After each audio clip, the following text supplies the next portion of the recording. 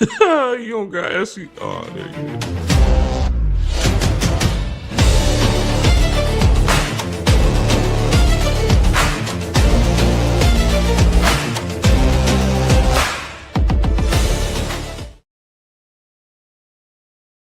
Ladies and gentlemen across the world, we appreciate everyone tuning in this early morning into the afternoon. And we are here. This is your boy Mossberg, and I'm here with my guy. It is the 614 Ben. Stay tuned for more coming on that with my man Post Game, all the way from South Bend, Bending Air. And we are here talking game one. How is it? How you feeling today? Good afternoon, Post. You've been rumbling, we've been rumbling since last night. It's great to see you and bring this great talk to the people today. How you feeling today? Man, it's great to see you, my guy. I feel wonderful. A lot of good basketball action as of late. The Oklahoma City Thunder and the San Antonio Spurs is a must-see playoff series that us basketball has been fiending to see, and it did deliver last night.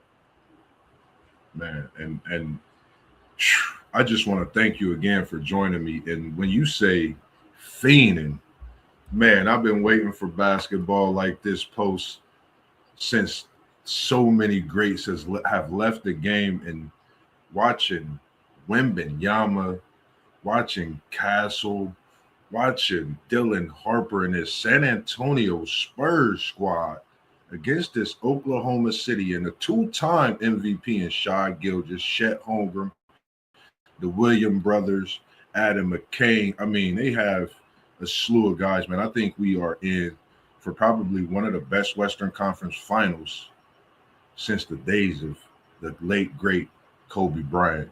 Rest in peace, when he was in that West doing some great things. And it took me back to LeBron and Steph Curry NBA Finals matchup the way it was. So what's your thoughts on this game one as we seen Wembenyama do, again, unspectacular things, and then we seen someone that no one really's talked about since draft day. They talking about him now after game one. One of my guys, Lefty, most dangerous players, I think, on that Spurs. And they got a couple lefties, but I'm talking about Dylan Harper, his dad being Ron Harper, one of the, I think, most underrated players in his time. He played with the GOAT, and he played with so many others in his era. What's your thoughts about this game? I'm sorry to talk so much, but it's just that great of a series just to see it from the first game last night. Well, yeah, I mean, we got to start at Victor Wembanyama. This dude, I like to call him Mr. Fantastic. This dude, if you didn't know about him after, before last night, where's his weakness? Can anybody explain to me where Victor's weakness is? Because you can't send him to the free throw line. He gonna knock those down. He can pull up from deep, as we seen last night, to put the game into overtime. He can take you on a block. He can drive. But I think Oklahoma City's biggest issue is Wemby controlling the paint and making them think about driving the basketball. We saw how it affected Shea Gilgeous Alexander last night, the reigning MVP. When you got Wemby Yes, sir. back there, it affects what you're going to do on offense. And Oklahoma City is going to have to figure things out when it comes to that offensive side of the ball. Because although they made a lot of 3-pointers last night, they gotta be able to find points in the paint and able to defeat San Antonio, and that's going to be a tall task. But I thought Yeah. Alice Caruso played really well. I thought J Dub played really well. The thing that almost did San Antonio in was the turnovers. They had a lot of turnovers. So they got to fix that. And hopefully De'Aaron Fox can get back to the series and that kind of band-aids that issue or resolves that issue. But one of the biggest mistakes I thought OKC made in the latter end of the game in the overtimes was having Caruso and J Dub guard Wemby in the paint. I think that was a huge mistake. I thought, Harnestein or the other guy, what's his name? Can't think of his name, Moss, the center. Chet Is it Holmgren. Chet Chet Holmgren? Holmgren should have been guarding him in the latter stages of the game. With them Mhm. guarding him with Caruso and J Dub, he was able to get extremely easy points. You just throw it up, Wemby gonna catch it. There's nothing they could do. I thought they should have guarded Wemby with size in the overtimes, and that was a Yeah, big mistake by OKC. totally agree. And when you mention that about Wemby, his matchup, I think when you talk about someone changing a game from being anywhere on the floor, I think that's something we haven't seen in decades. When you look at Wemby's numbers from game one, 40 and 20. We haven't seen this since Shaquille O'Neal. Mark me wrong. I might be mistaken, but I'm just thinking, I haven't seen this since Shaq. And for Wemby to be, 7'4", be able to do a step back fadeaway 3-point shot at his height.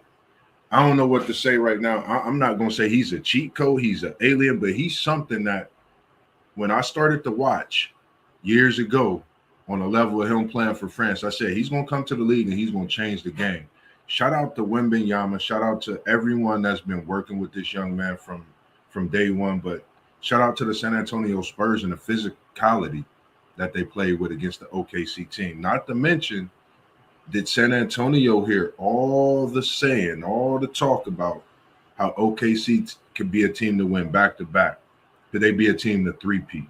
Could they be the team that runs the NBA for the next 5 to 6 years? I think San Antonio answered every bit of those comments, questions. What's your thoughts as well? We talking about Wemby. I'm gonna go ahead and talk about one of my guys, and that's Dylan Harper.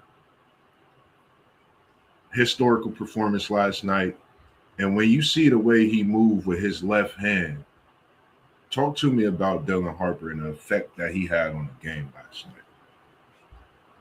Yeah, Dylan Harper was tremendous, bro. Him stepping up with Fox being out. I really like the slew of guards San Antonio has to throw at different teams, especially when you get a De'Aaron Fox back, bro. Uh, Yeah, I pick OKC to win this series. I believe this series is going 7, but I mean, I lost a lot of faith last night. I gotta admit it. I just because how do you combat OKC needs Harnestein and Chet Holmgren to step up offensively and defensively.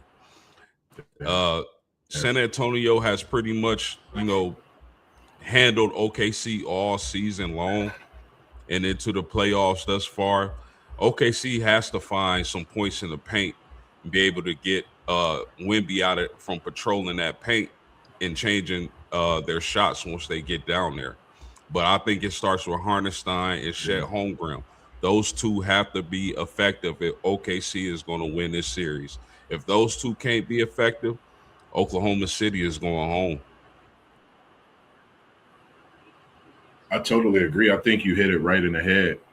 With OKC being this team that we know what the talk has been. Shy getting his second MVP.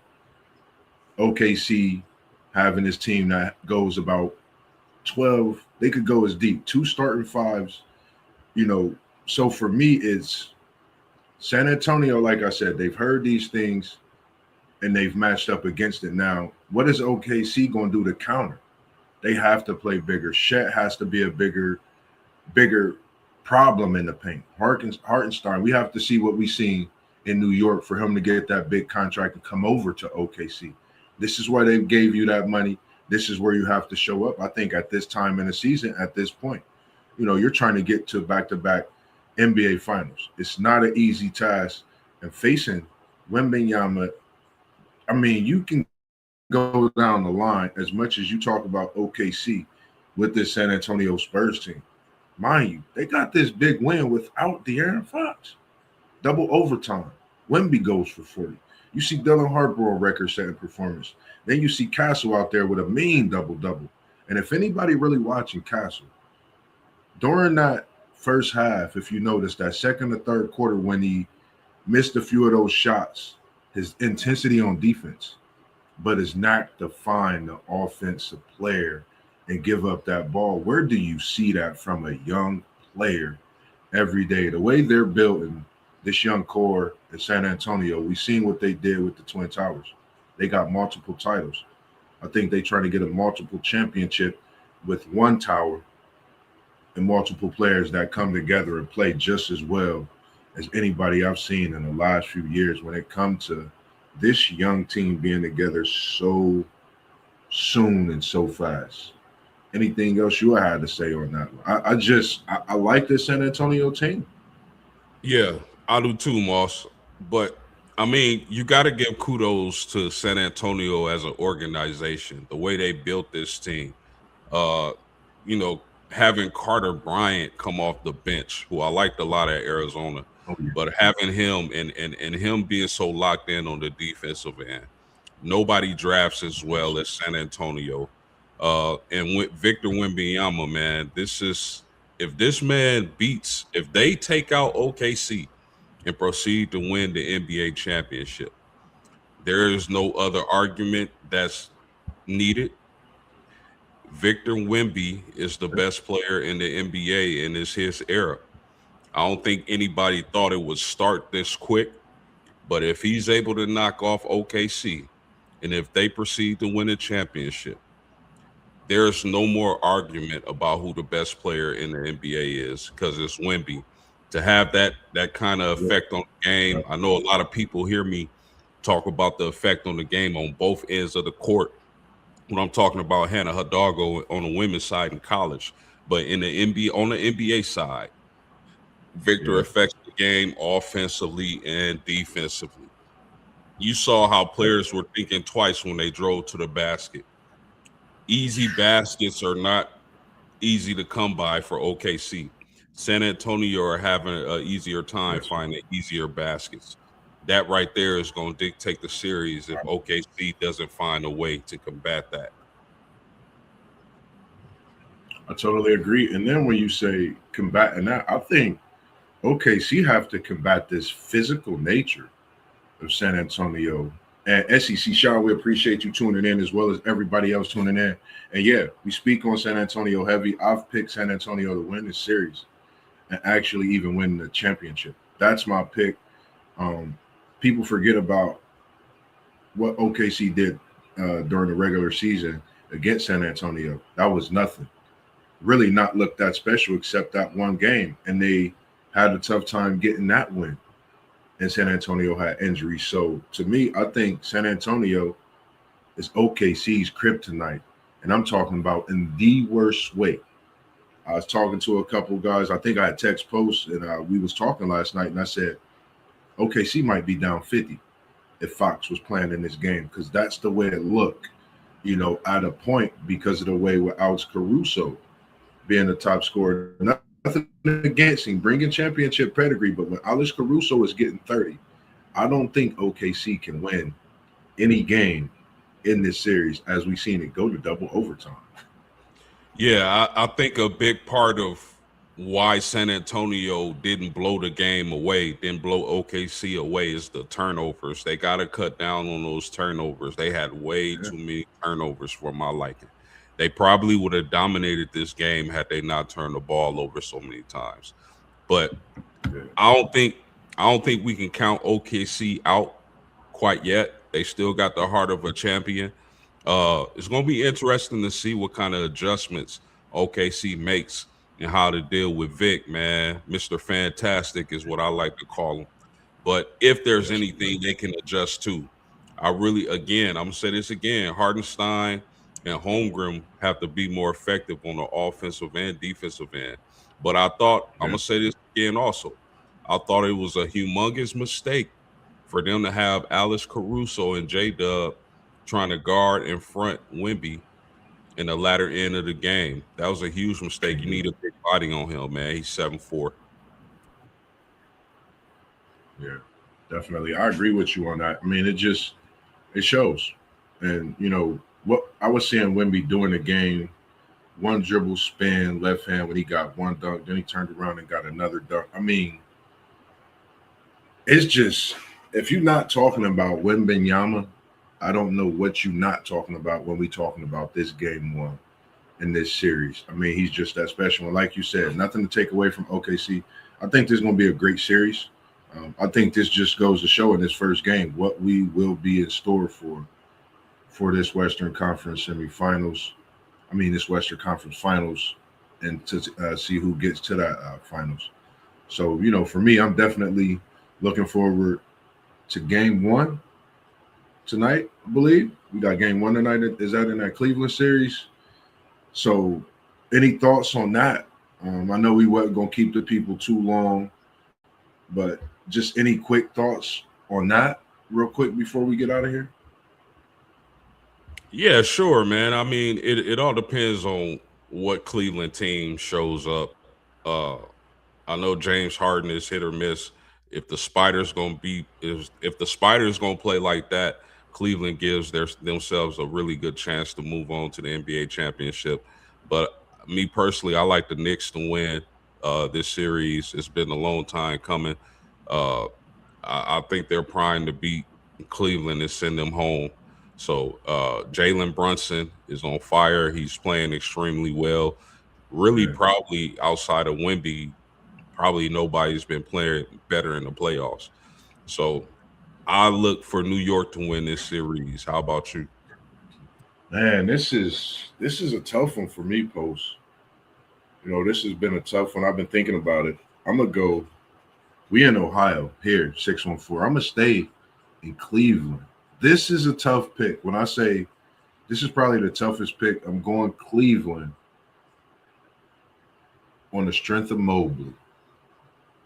I've liking the way Mobley has been playing this playoffs. I think the way he stepped up. I'm going Cleveland. I like what Cleveland has been doing. I think Donovan Mitchell is special. Spider is different. I love what Brunson in New York is doing, but it's still something for me. They got to show me in this series, in this game one, I'm watching Cat. Carl Anthony Towns is the player I'm locked in and loaded and watching to see how he do. And that's going to be, I think the biggest thing for this series, how Cat grows, how he plays, and controls that middle. Yeah, definitely. I can see Cat being a huge factor. I can see OG Anobi being a huge factor. To me, So, the Mobley has to bring his offense, man. He has to be a dude. To me, in order for Cleveland to be successful in this series, it has to be Spider, it has to be Mobley, then the other guys. Mobley has to attack, he has to be aggressive on the offensive end. And we can say the same thing about Big Cat, Moss. He has to yeah. be aggressive, he has to dominate the paint and not settle for so many three-pointers that we see him do sometimes. But the way Brunson is playing, man, I just think could possibly be the next time. Yeah, I agree with you. And, just thinking about that just made me thinking about the two left hand battle. Brunson and Harden, man, two guys that's been, to a few teams and they trying to get to that, prestigious title and that NBA trophy. You know what it means to hold that up and get to those finals on the western side or the eastern side. So definitely looking forward to this battle, man. But most importantly, we see SEC shine. He said he got the Knicks in 6. We're gonna make sure that we get all this down. But man, I can't tell you, man, great show. Appreciate you joining us today. Other than that, man, stay tuned in tonight. We live with the guys, WTP Sports Dudes, 7:45. This is Moss and Post, and we out. Peace. We love it.